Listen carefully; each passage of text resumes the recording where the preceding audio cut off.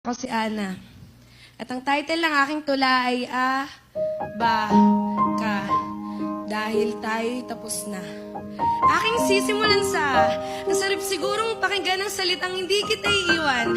Kasama mo ko, maging sa kalungkutan man at tayong dalawa tungo sa walang hanggan. Mga salitang hinais ko rin na sana'y aking mapakinggan. Ninais ko rin na sana'y aking maranasan. Kaya hiniling ko sa may kapal na sana, balang araw ay makaranas din ako ng ganito.